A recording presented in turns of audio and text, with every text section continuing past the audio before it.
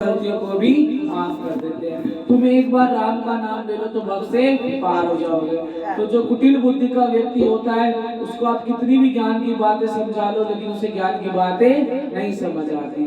तो सभी लोग रावण को समझा रहे हैं, सभी लोग प्रेम से ताली बजाना और बोलना कि मुख से राम राम राम राम गाए जा, मुख से राम राम राम राम गाए जा।